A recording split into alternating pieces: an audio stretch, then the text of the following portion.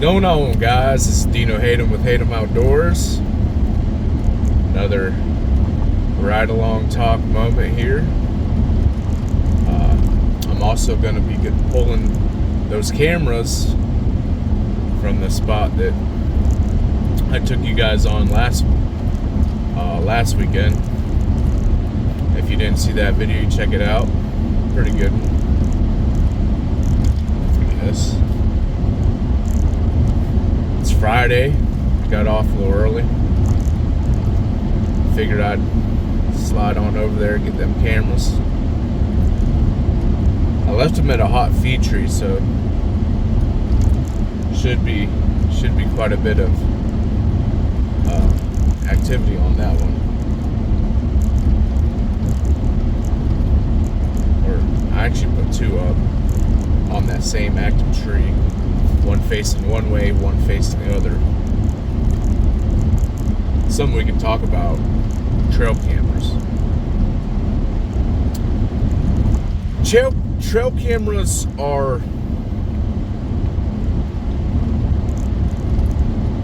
they're a tool, you know.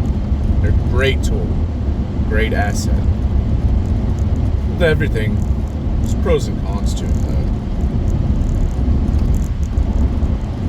Tell you what, I was going to talk about the shift, but I think we might save that for another ride-along talk. We're at the time of the year now where a lot of folks are talking about, yeah, I got them on cam now, but they're about to do their shift. Stay tuned, that'll be next video. We'll talk about that. Trail cameras, though, like I said, can be a great tool, but it can be a great hindrance as well. And what I mean by that is you not getting a deer in a vast woods to walk in front of a 50 to 80 foot line every day doesn't necessarily mean the deer are gone. They've just vanished. It just means that they didn't walk in front of that camera that day. A lot of folks, they give up on an area too fast because I'm not getting pictures every day, or these deer hit loops. They're on a loop. Unless you're on a primary food source, like what I'm gonna go get right now on a feed tree, or you're on a real hot bedding area trail coming in and out. If you're just putting a camera on a trail or in a staging area, or you're not necessarily going to get pictures every day. And like I said, that does not mean there's not deer around there. It doesn't take much to avoid a trail camera. It really doesn't. Walk behind it, skirt around. I mean, there's multiple ways to get around a trail camera. Like, sometimes we put too much faith in those trail cameras. I'll give you an example. When I first moved up here, I talked a property owner into letting me hunt, and I've been hunting that same area for 3 years, right? Well, the first year I hunted it, I was kind of gun shy. It's like, yeah, they say I can they say I can hunt it, and I just wasn't quite comfortable yet, really, going in there. So I I played with a little bit, but I didn't really hunt it hard. Second year, got more comfortable, so I really started hitting it hard. Running trail cameras, corn piles, all that good stuff. All the good joys of private land hunting, But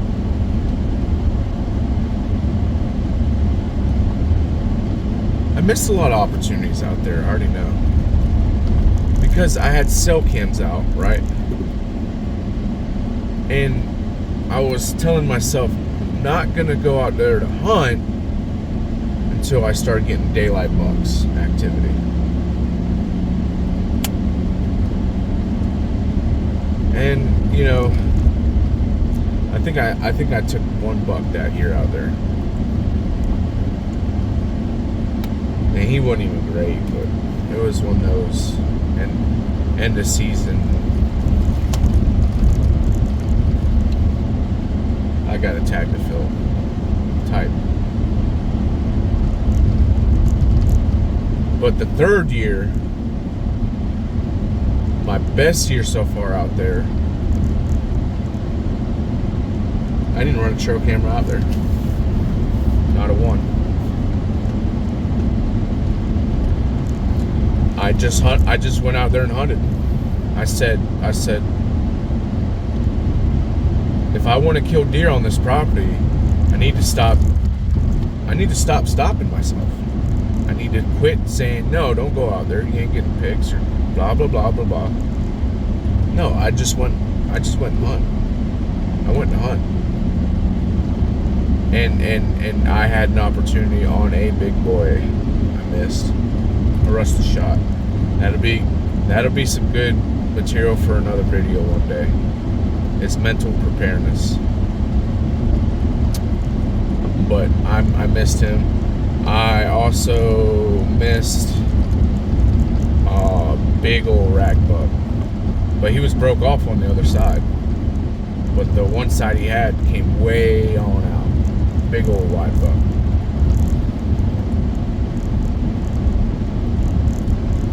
And I finally had one come out on a doe and just chase her down. Straight up the field. Butt end to me. Only shot I had is just straight up his booty, you know what I mean? Texas heart shot. So I took the Texas heart shot and I went ahead and knocked him down. I had to call in some dogs. Dogs trailed him for me. Blood trailing dogs are a beautiful thing.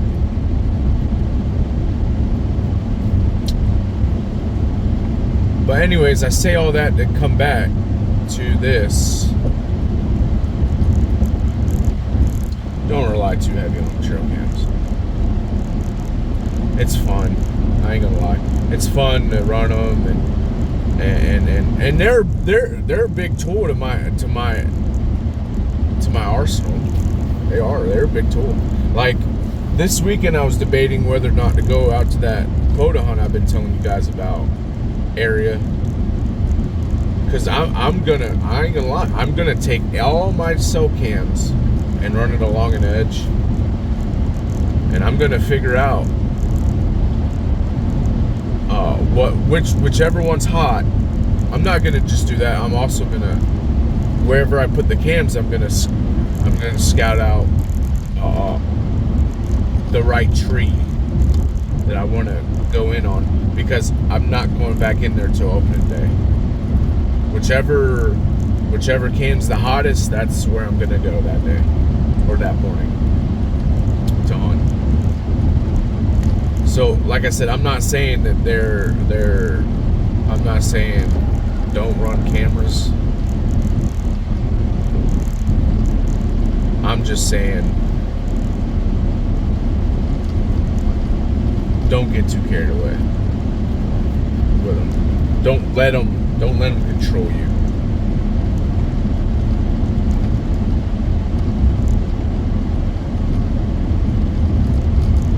Don't let them manipulate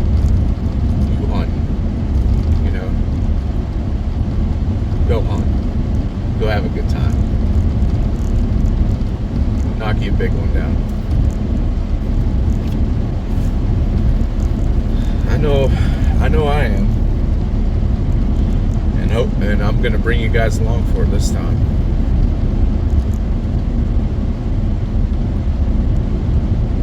Well, like I said, there's plenty of stuff to talk about. That's why you guys come along with me. I'm not saying I'm Dan in fault by no means, or Fred Bear, or those good guys, those legendary guys, you know. But I pay attention to details, and I analyze and figure them out. Why is this happening? Why did that happen? Oh, there's a buck right there. He got smoked, and I think he's hard on him too. He still got his head by the time I come back. I'm gonna check him out. These boys right here, they don't let antlered bucks sit dead on the side of the road for too long. It looked like a decent little 6-point. Just a little basket rack series. Anyways. Yeah, like I was saying, but I thrive to be. Maybe one day I will be as good as Dan and Fault and them boys. But I do pretty good. I don't do too bad. I'm shooting to break some records in Santa Rosa County this year. I think I can. Some of the scores on like muzzleloader and archery, from some of them scoring bucks out there on the registry. They're doable. It's doable. I'd like to break some records out there. I'd love to break the state record, but that would be a hard task to do. Like close to it. That'd be like hitting the lottery. Never know though. You never know though. Well, guys, I'm gonna get in the woods here in a minute. I'll bring you back when I get home, and we'll go over the cards together. We'll check it out together, right? So we're in the woods now. We're almost to the cameras, but not far from the cameras. Check this out.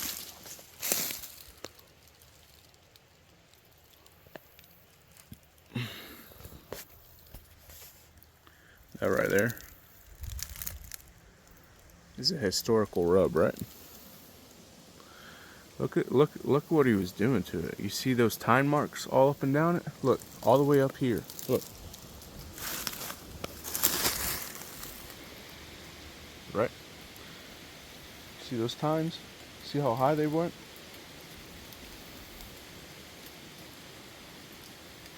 These are good.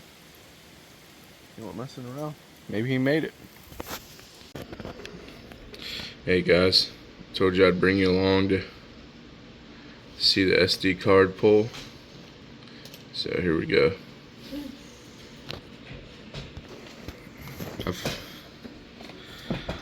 I've pretty much scouted out the best. So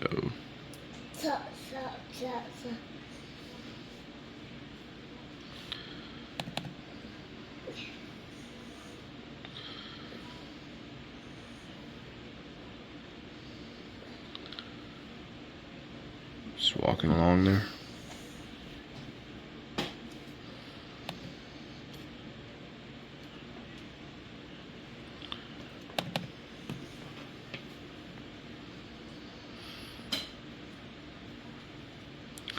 Old young bucks digging in the scrape. Nope.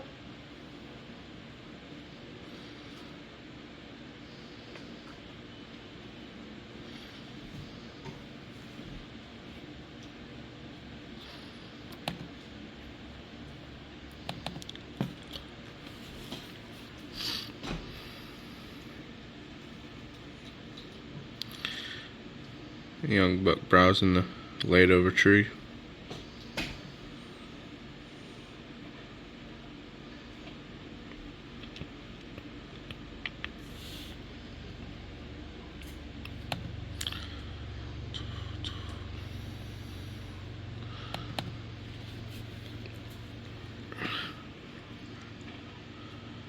Hello.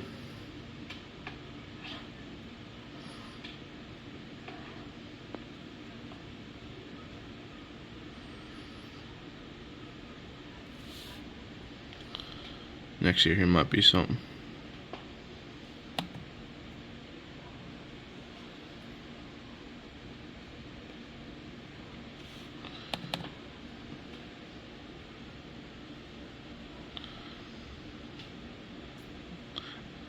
This area really's got a yote problem. And here coming up, you'll see the result of having a yote problem.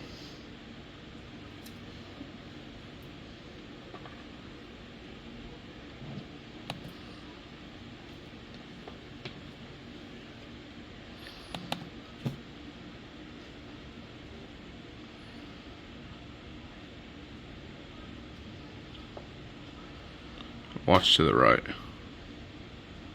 There he is. Look at the size of that woodpecker. I'm surprised you don't take down the whole tree.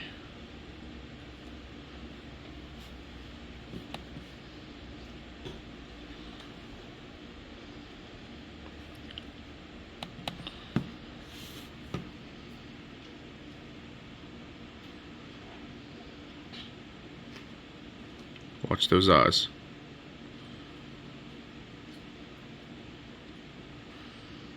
Yum.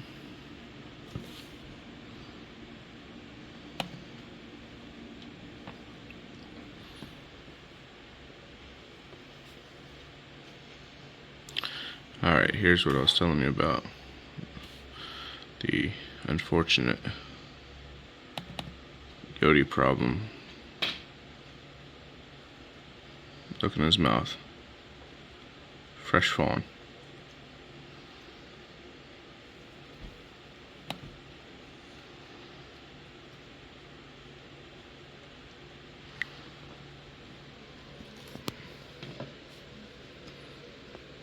I mean, fresh fawn. Got him. Nasty booger. Circle of life, right?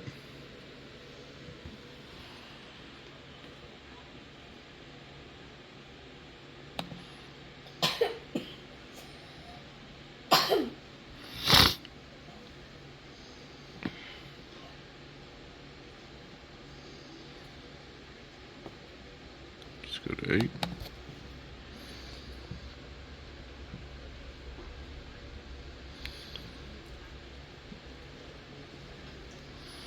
Old Wile E. Coyote. Yeah, definitely. I go to hunt this. I'm definitely hunting for yotes.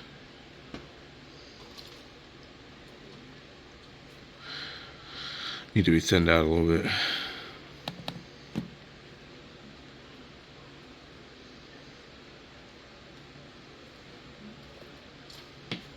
This is interesting right here. This is a doe. This is a doe pissing in my mock scrape. Typically they don't do that till they're about ready to get bred. Yeah. But you alright over there? Nope. Nope. Okay. I'll let you nope in peace then. No. No.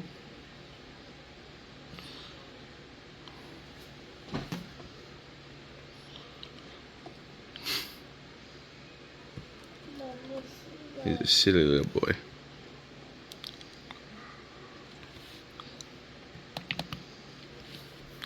I'm doing this first thing in the morning because as soon as all the boys get up, it'll become a WWE episode.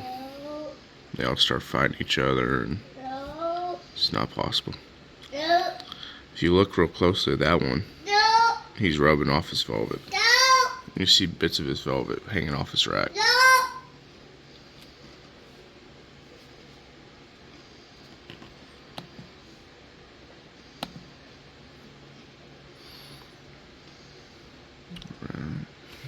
15.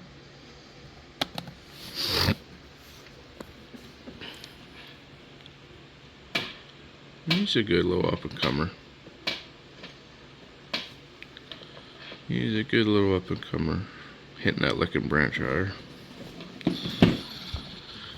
Next year he'll be decent. If he gets another 2 years, he'll really be a good buck. Maybe he does, maybe he don't. If he walks in front of me, I'll give him a pass.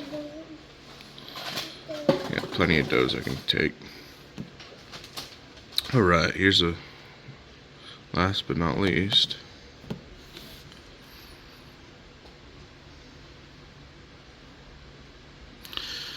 Oh, slickhead. Little nanny there. Sorry about your loss, girl. It's probably her phone that got took.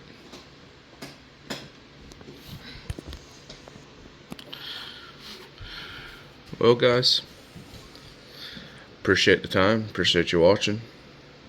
Like and subscribe if you can. No. Share with your friends, whatever you gotta do. No. Till next time, No. hate 'em outdoors.